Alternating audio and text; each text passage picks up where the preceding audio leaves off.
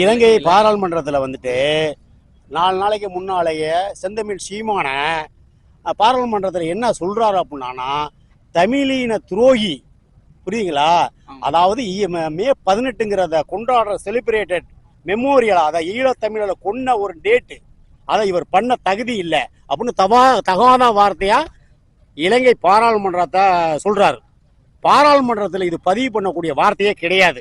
அதை இருந்தாலும் பரவாயில்ல, தொடர்ந்து அவர் அடுத்தது தமிழ்நாட்டுக்கு வந்து தமிழ்நாடு முதலமைச்சரை சந்திச்சு அவர்கிட்ட இந்த மாதிரி பதிவு பண்ணியிருக்கிறாரு.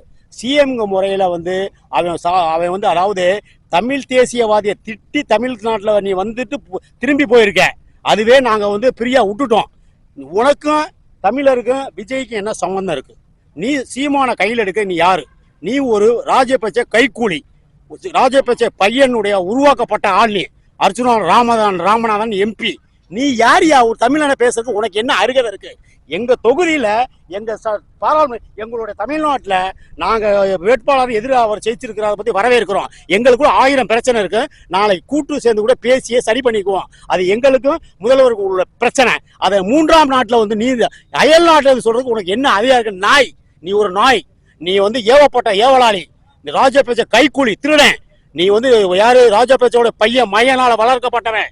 அதாவது என்ன உன்னுடைய குறிக்கோள்? மயில கூட புடுங்க முடியாது. அதாவது மே 18 தமிழருக்காக, அதாவது 2008 2009 வாரில் ஈழத்தமிழர் 1,70,000 பேர் கொள்றான். கேட்க ஆள் இல்ல. ஆண்ட அரசு சரியில்லை, காங்கிரஸ் துணையா இருக்கு, பணம் கொடுக்குது. அதுக்கு இன்னைக்கு பாத்தீங்கன்னா தமிழ்நாடு சிஎம் காங்கிரஸோட கூட்டணி வச்சிருக்காரு. இரத்த கரைப்பட்ட தமிழரை கொன்று குவித்த, தமிழர்களை கொல்ல பணம் கொடுத்த அந்த காங்கிரஸ் பேர் இயக்கத்தோட தமிழ்நாடு முதல்வர் உடந்த கூட்டணி. நாங்க அதை பத்தியெல்லாம் பேசல. அது உங்களுக்கு தெரியுதோ தெரியல, அதை பத்தியெல்லாம் எங்களுக்கு கவலைகள் இல்லை. அமோகமா வெட்டி அடைஞ்சாச்சு. நீ யாரா அர்ச்சுனா ராமநாதன் திருட்டு? நீ யாரா? நீ ஏன் பேசுற? எங்களுக்குள்ள தமிழ்நாட்டில் 1000 பிரச்சனை இருக்கும். நீ அயல் நாட்டில் உள்ளவன். நீ இலங்கையில ராஜபட்ச ஆளு. நீ வந்து இங்க வந்து சீமான பேசுறதுக்கு உனக்கு என்ன தகுதி இருக்கு? நீ யாரு?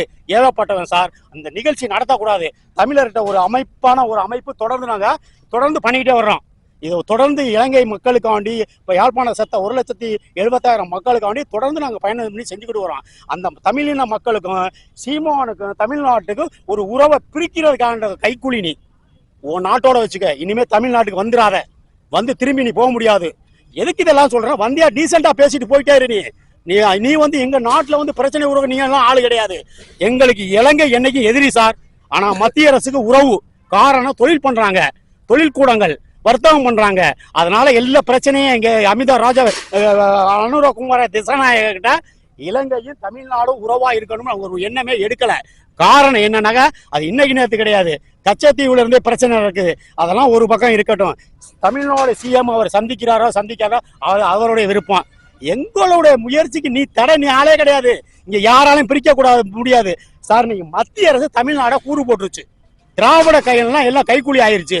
நாங்க என்ன சொல்றோம்னா, வாக்கு வங்கி பெட்டிய பிராடுங்கிறோம். எதுப்புன்னு சொல்ல வரணும்னாக்க, அதாவது பரப்புரையில இவர் என்ன சொல்றாருனாக்க, எங்களுக்கு திராவிட முன்னேற்ற கழகம் தான் போட்டின்னு சொன்னாரு. ஜெயிச்சிட்டாரு, அமைச்சாச்சு. அதை பத்தியெல்லாம் அமோக எங்களுடைய சீமானுடைய சப்போர்ட் நேராக பார்த்துட்டாரு. பார்த்து கூட அண்ணன் என்ன சொல்லிட்டாருன்னா, அந்த கனிம வளத்தையும் அந்த குளங்கள்லாம் சுத்தம் பண்ணுங்க, 2 ஆப்ஷன் முறையா சொன்னார் அண்ணன். யாருக்கிட்ட? சிஎம் கிட்ட. பேரை சொல்லக்கூடாது இல்லை. அதனால வந்து நாங்கள் வந்து விஜய எதிராளியான்னு நினைக்கல. அவர் தமிழ் மக்களால் தேர்ந்தெடுக்கப்பட்டவர். நாங்கள் என்ன சொல்றோம்னா, அவர் சொல்லிட்டார். யாரே முதலமைச்சர் வந்து தமிழ்நாட்டு மக்கள் உள்ள காசை 1 ரூபா கூட நான் மக்கள் காசை எடுக்க மாட்டேன், எடுக்கிறதையும் விட மாட்டேன்னு சொல்லியிருக்காரு சார். புரியலையா? அதுவே பெரிய அவர் வார்த்தை, ஃபர்ஸ்ட் வார்த்தை. 2வது என்னன்னாக்க, அவர் சொன்ன ஆப்ஷன்லாம், நான் ஆட்சிக்கு வந்தா 2,500 ரூபா பணம் தர்றேன்னு இருக்காரு. வேலை இல்லையா, 4,000 ரூபா பணம் தரேன் இருக்காரு. வீட்டில் வந்து தொழில் கடனுக்கு 25 லட்சம் தரேன் இருக்காரு. நல்லா கேட்டுக்கிட்டே வரணும். மீனவரை எடுத்துக்கிட்டா 27 லட்சம் ரூபா நான் டெபாசிட் பண்றேங்கிறாரு. பிறந்த குழந்தைக்கு பணம் தர்றேங்கிறாரு. கல்யாணம்னா பணம் தரேன், நகை தர்றேங்கிறாரு. புரியலைங்களா? இது மாதிரி பல நவீன, அதாவது கவர்ச்சிகரமான எல்லாத்தையும் சொல்லிட்டாரு. வந்து ஆட்சி அமைச்சாச்சு. ஆட்சி அமைச்சிட்டு என்ன சீட்ல கொஞ்சம் சொல்றாரு? கஜானா காலிங்கிறாரு. அதான் வந்து நாங்க ஏத்துக்க முடியாது. நல்லா புரியுதா? நாங்க என்ன சொல்றோம்? பரப்புரையில நாங்க வந்து இலவசம் தரமாட்டோம். சீமானுடைய பரப்புரையில 234 தொகுதியிலேயும் பரப்புரைக்கு போனாரு. மரியாதைக்குரிய விஜய் அவர்கள் அதிகபட்சம் ஒரு 15 இடத்துல பரப்புரைக்கு போயிருப்பாரு. தரையில காலே படலை. நாங்க தரையிலே பட்டோம். அது வேற விஷயங்கள். ஜெயிச்சிட்டாரு. ஆனா சொன்னதை செய்யணும், மாற்றுக்கிறதே கிடையாது. காசு இல்லை, பணம் இல்லை அப்படிங்கிறத எங்களுக்கு பேச்சு கிடையாது. அதை அடுத்த தமிழ்நாடு வந்து ஒரு லாட்ரி குடும்பத்துக்கிட்ட போய் மாட்டிக்கிச்சு. காரணம் என்னன்னாக்க ஆதவர்சன ரோல் என்ன? அதாவது கட்சி நீங்க ஆரம்பிச்சீங்க, 30 வருஷமா தொண்டர்கள் உங்களுக்கு கஷ்டப்பட்டவர்கள்லாம் பொறுப்பு, அவங்க தான் சட்டமன்ற வேட்பாளர், அவங்க தான் பொறுப்பாளர் நீங்க சொன்னீங்க. குஷி ஆனந்த் தான் பொதுச் செயலாளர்ன்ட்டு. ஆனா நீ கட்சின்னு அரசியல் அந்த மன்றத்தை கலைச்சு அரசியல்னு வரும்போது உங்களுக்கு ஜென்ரலாவே ஆள்கள் தேவைங்கிறன்னு பரப்புரை சொல்றீங்க. நான் தான் முதல்வர், நீங்க யாராச்சும் இந்த இதில் கூட்டணிக்கு வந்திக்கலான்னு சொல்றீங்க. சரி ரைட்டு, ஆட்சி அமைச்சாச்சு, ஜெயிச்சாச்சு. நீங்க சொன்ன வார்த்தை அந்த 2500 பணத்தை கொடுக்கணும். முதல் வார்த்தை. இப்போ 1000 ரூபாய் எல்லாம் போட்டிருக்கீங்க. நான் என்ன சொல்றேன்னா, பரப்புரையில திராவிட முன்னேற்ற கழகம் தான் எங்களை டிஎம்கேக்கு எங்களுக்கு தான் போட்டின்னு சொல்லியிருக்கீங்க. பரவாயில்ல, அது ஒரு பெரிய பிரச்சனை இல்லை. ஆனா அதே திராவிட முன்னேற்ற கழக 23 கூட்டணி சேர்ந்த அதாவது வலது இடது கம்யூனிஸ்ட், உங்களுக்கு விடுதலை சிறுத்தைகள், அது மாதிரி உங்களுக்கு இந்திய முஸ்லீம் லீக், இப்படி 13 எம்எல்ஏ சீட்டை நீங்க வந்து ஆதரவு கேட்டிருக்கீங்க ஸ்டாலினை மீறி. அப்ப அந்த கட்சி கட்டமைப்பை நீங்க உடைக்கிறீங்க.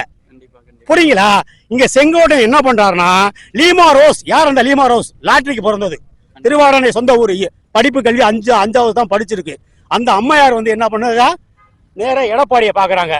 வலுவான பணம். அந்த அம்மா சொத்து மதிப்பு 6000 கோடி காட்டியிருக்கு. மார்டின் குரூப்புக்கு மொத்தம் 10 லட்சம் கோடி சொத்து மதிப்பு இருக்கு. அவங்க ஏக காலத்துல அரசியல் இல்லாத போது மக்களுக்கு என்ன செஞ்சாங்க? இப்ப 68 வயசுல நீ அரசியல் வர வேண்டிய ஆர்வம் என்ன? அப்ப திராவிட கட்சி உடைக்கணும். மத்திய அரசுடைய உள்கோவம். புருஷன் மார்டின் பிஜேபி, மக பொண்டாட்டி வந்து ஏடிஎம்கே, மகன் வந்து கட்சி ஆரம்பிச்சு பாண்டிச்சேரியில ஒரு எம்எல்ஏ. அப்ப என்ன நிலவரம் நடக்குதுன்னா, அதாவது உங்க லாட்ரிக்காண்டியா எங்க இருந்து பர்மாவில இருந்து விரட்டி அடிக்கப்பட்டு 88ல 13 வயசுல வந்து நீ தமிழ்நாட்டுல லாட்ரி டிக்கெட் எடுத்த. இத்தனை லட்சம் கோடி இருந்ததுக்கு ஏக காலத்துல ஒரு ரத்தன் டாட்டா, ஒரு விப்ரோ கம்பெனி முதலாளி இந்த மாதிரி 80 லட்சம் கோடி செலவு செஞ்சிருக்காரு.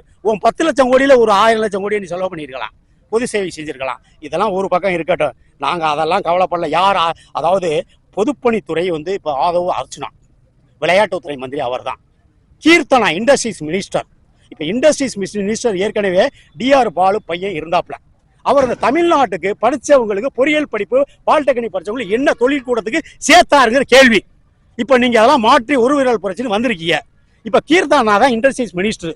இப்ப சமீபத்தில் என்னன்னாக்கா 15000 கோடி டிஆர்டிஏ நவீன 5ஆம் தலைமுறை பிளைட் தயார் பண்ணக்கூடிய இடம் கேட்கிறாங்க. இடமும் தர்றேன்னு சொல்லியாச்சு. எல்லாம் நடக்குது இங்கே ஓசூர்ல. அப்ப அந்த அமைப்பு வந்துச்சுன்னா ஒரு 5000 பேருக்கு வேலை கொடுக்கலாம். இந்த ஆண்ட அரசு என்ன பண்ணுது? அதை என்ன பண்ணுதுன்னா, இவருடைய பங்காளி யாரு?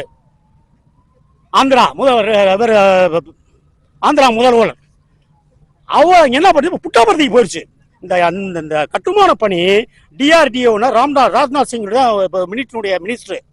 அந்த 15000 கோடி இங்க மூலதனம் ஆகிருந்துச்சுன்னா 5ஆம் தலைமுறை பிளைட் தயார் பண்றது, அதுக்கு வந்து ரஷ்யா கொலாபரேஷன். இப்ப இந்த கீர்த்தனா சிஎம் இந்த பணியை நீ இமிடியேட்டா ரெக்கவர் பண்ணி தமிழ்நாடு கொண்டு வரணும். இது வந்து பரந்தூர்ல வந்து ஓடுதளத்தை கேட்ட இடம் கிடையாது. 20 லட்சம் கோடிக்கு விற்கல. யாரும் பரந்தூர்ல வந்து 20 லட்சம் கோடிக்கு எடப்பாடி ஆட்சியில பணம் வாங்கிட்டான். இது மாட்டுக்கிறதே கிடையாது. இப்ப அதை சீமான் முதல்ல போய் ஈடுபாடு தலையீடு, 2வது விஜய்.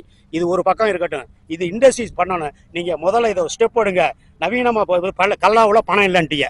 Right, okay. நீங்க எங்க பணம் வாங்கி அரைச்ச ஆதவர்ச்சனை யார்கிட்ட வாங்க எங்களுக்கு அதிசயம்.